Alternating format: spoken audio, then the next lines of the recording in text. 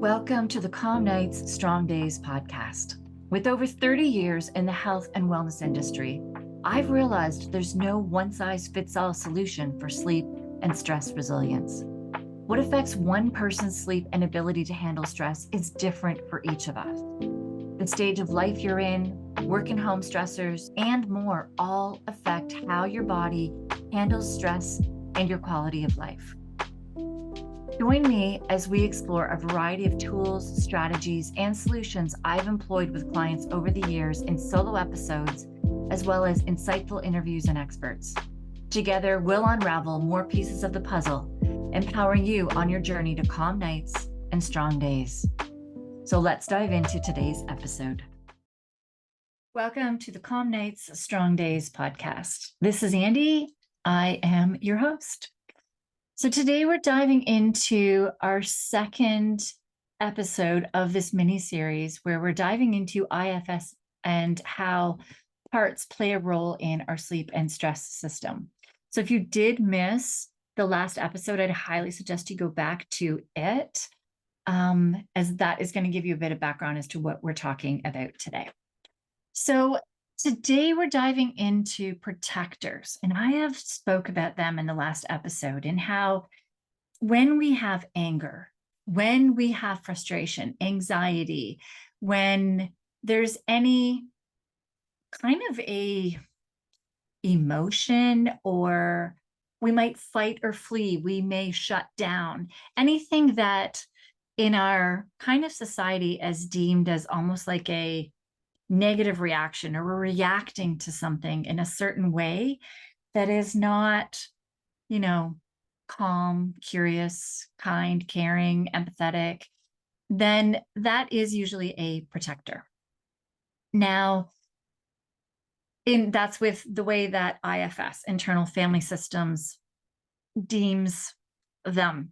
And the reason that they're called protectors is that with examples that I gave you in the last episode is where they're actually protecting you from something. So when my body was having me go down to the basement, dive into these bags of chips and all of these chocolate bars for Halloween with foods that I knew aggravate my gut, when my naturopath had asked me to do something to find the culprits that were stressing out my gut, then it was really, it is a protection. And when we start looking at these from a different lens, it can really make a difference. So one way to help you understand that lens is to maybe understand a bit of the science as to why this happens. So whenever we have a trauma, something that stresses us out, as I said, there's simple examples that are not what we'd look at as being a trauma. Something where I had said in grade 5, it might have been grade 4, where I had a teacher that kept sending me back to my desk to figure out how to spell a word that had a silent letter. And I felt stupid. And a protector came up in me that day that was going to protect me from having that happen again. And that's not what we would ever define as being a big trauma.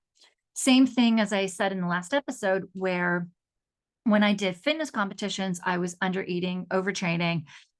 It was really not healthy. 30 years ago, the information that went into all of it was not at all where the information is today. I'm not sure if it's how healthy it's gotten, but it was not a healthy sport 30 years ago.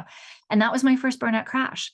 So when these protectors were having me resist going on an elimination diet from the naturopath, it was protecting me. So when any of those traumas happened, when I was overtraining, undereating, had a huge burnout crash, there was a neural pathway that was created in my brain. Actually, take a step back. Initially, your stress system takes a hit. My sympathetic nervous system, my stress nervous system went into a heightened state. When I was competing, it was actually a prolonged heightened state. When I was in grade 5 and that situation at the desk, it was a small time frame. It was probably 5 minutes, maybe 10. Probably not. It was probably 5 minutes that I was sitting at my desk and going back and forth with this teacher, but it felt like a lifetime. So it can be short little incidences, or it can be something that happens over time, but where your stress system is kicking in. And then this neural pathway is created that, oh, your stress system was kicked in and fired for this situation. And in certain situations, not all, but certain situations where this happens, a certain part of you in your memory with this neural pathway that's created is like, oh, any situation that's similar to this in the future, we're going to protect you so that this doesn't happen again.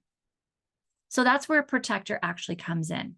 And they show themselves as what IFS calls managers or firefighters. So managers are the ones that organize. So for me, I've learned that some of my manager protectors are where I always build spreadsheets. Everything's organized. Everything's in its place. Everything is where it needs to be. I am on time. Things are scheduled. It's to a degree that is not necessarily healthy at times because I can't actually stop and relax. And I've learned that that's a protector, that's a manager. So anyone that is trying to control things, the managers kick in when they're controlling.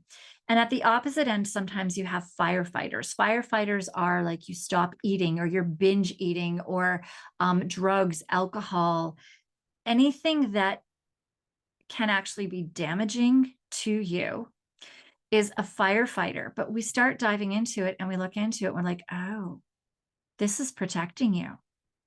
So fascinating. Working with somebody with anorexia, not eating, and had been to all these therapies, all of this, like through her lifetime of dealing with anorexia, it was, okay, you have an eating. What can we do to basically push aside the part that doesn't want to eat and make you eat? And that's where, like, I look back as well in so much of my training and my learnings and things I've done with clients and my training actually as a coach on habits is quite often is we do try to get a client where they're ready, willing, and able. And in a session, they may be like, oh, I am so ready and I am so willing. And so they assume they are so able to do this thing, which could be going to bed a little earlier. It could be adding veggies, just even simple things, taking a supplement, the small, simple things. I'm going to breathe. I'm going to go for a walk. I'm going to, get off my computer. The little things that we know we should be doing to help manage our stress over time that compound. And we, over time with those, sorry, my mind just went blank. I'm thinking back to the anorexia. This is a part that's kicking in right now, which is so funny. There is a part that can actually make your brain fuzzy and foggy and make you forget things. So with these parts, with these firefighters, with these managers is we have these ones that think I'm ready, willing, and able. I really do want to do this. But once you start implementing it, you start getting fought by a manager, fought by a firefighter. So the way that IFS looks at it is instead of stuffing it like, hey, you have to stop drinking. Hey, you need to start eating. Things like that. You need to stop binging. They actually start diving into why you're doing it. Where is it happening? Where is this? And quite often, that neural pathway that was created was actually when you were a child. And when you are a child, it's not always when you're a child. I know of somebody who had a big one that kicked in when their business pretty much within a week just was not, it was with the market crash in the States. And they had a product business and they were in so many high-end stores throughout North America doing so well. And all of a sudden overnight, the people that they were selling to went bankrupt and couldn't pay them, which means they didn't have money to keep making their inventory and they didn't have the stores to sell things to as well. That overnight, pretty much their business went from like $1 million run rate, beyond $1 million run rate to bankruptcy. And so that happened. So it doesn't have to just be childhood. But a lot of them end up being like younger. So mine with my fitness competitions was in my early 20s, and it's still affecting me 30 years later. So because I hadn't dealt with it, but now that I've been working with it and accepting it and finding its story, instead of squashing it and pushing it aside and trying to figure out strategies to, instead of trying to figure out these strategies that dismiss it, we're actually doing is getting to know this protector, getting to be with it.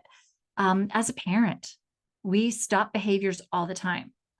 How often tell my kids, stop doing that. What are you doing? And what I have learned is the more that I stop to learn, how is that protecting you? What is happening? Like, why? What is happening? What are you afraid will happen if you don't have anxiety right now? What are you afraid will happen if you if you aren't angry right now? And we start getting into those conversations and start to learn how, and it is amazing how it diffuses a situation. So managers are the ones that are kind of controlling. They're the ones that are judging people. They're the ones, if you imagine, they're the ones that are just controlling the scene. The firefighters are the ones that are off, like, I need to numb this. I need to stop this. I need to change it. So as I was saying too, with the eating, the fascinating thing was there were different protectors in place with the anorexia. The one that still fascinates me to this day, because when you dive into managers and protectors and firefighters, is why protectors are protecting somebody in one situation is very different from the other, because these protections go deep. So this one was when this individual was 16 and they found out about anorexia. They actually didn't know that what they were doing had a name or anything. They didn't even know. It was just something that they were doing for different reasons, of which other protectors, once we dove into, helped them understand as well. But once they were 16 and they found out about anorexia and they had been hospitalized and started reading up on it, their 16-year-old brain read that when you are stressed, when you're in your stress system, your digestion slows down. So when your digestion slows down, it's not healthy for you to eat when you're like in an anxiety or stressed state. So this protector kicked in and had them believe that anytime they were in an anxiety or a stressed state, they should not be hungry. So that was a part of their not eating, because this individual had said to me, I'm never hungry. In fascinating, as we started talking to this protector and as we helped this protector understand the health implications that have happened throughout after 16 years old, what has happened since then, since 16, and what they've learned and what they know, during that session, this individual's stomach growled. They're like, I have not had my stomach growl in years. And now their stomach lets them know when they're hungry. We've also worked with the other protectors that were happening, but this is where with IFS, it's very different, because we don't stop a behavior. What we do is we accept all parts. Everyone is welcome. And it's very different to that CBT therapy. And my one son is resisting doing this right now because they did CBT where all of his feelings were squashed. And so it's fascinating. And when you really think of it too, that this protector is often coming from the mind of a child, where their intellectual and their emotional maturity was at a much different level than where you're at now. You may have learned. So for instance, too, this individual with the business actually started another business, got over $1 million run rate with that new business as well. And that first protector, though, didn't know. So that first protector kept starting to make decisions in that business that were not necessarily the best decisions, because they were so afraid and living off of fear. And once we started diving into that protector, and that protector has seen how that individual actually got out of that situation, how they've started another business, all they've learned about business, where they are as an entrepreneur, they were like, wow, I had no idea. And they've changed their role to now be helping this individual with their businesses and their successes. So it's quite fascinating. And when we think of this from a sleep and stress situation, we can bring on new habits, bring in new tools, which I have taught for years. bringing all these new things, adding all these healthy things in. But if we are not working with this manager or the firefighter that is protecting us at times, then sometimes adding in those tools is actually sending a signal to that protector or that manager that we're squashing them, we're pushing them aside, which makes them protect us even more. So we're actually adding fuel to the fire sometimes when we're adding these really good, healthy tools until we have dealt with the protector. So the tools are important. The tools are important. And then if we find that there is a protector, a manager, firefighters, a bunch of them that are having you resist that tool, strategy, implementation for sleep or stress, the supplements, changes in routines or patterns, things that help decrease stress, all the different strategies and tools that I teach and I talk about in this podcast, then what we find is those managers just keep kicking in more. But once we work with them, they come down and then we can implement those tools and strategies. So it's marrying all of this together. So that is really helping you understand your sleep and stress protectors, which has us diving into in the next episode about polarization. So polarized parts are when two parts are opposing one another and actually causing issues where you just want to sit on the couch and watch Netflix and do nothing. And then the other part of you wants to really be at the gym working out, and you're usually all or nothing. You either go through spurts of doing absolutely nothing and being a sloth to being like over exuberous, is that a word? Overzealous with exercise, nutrition, the healthy stuff. And there's not that middle ground. So those are your polarized parts. We're going to dive into those in the next episode. Wait, before you go, if you found this podcast valuable, please consider liking and subscribing. Your support helps others discover these insights too. And if you're ready to transform your sleep and stress management and would like to see if we are a good fit with one another, let's chat. The link to my calendar is in the show notes below. Let's connect and start your journey to calm nights and strong days now. Until next time, sleep peacefully and stay resilient.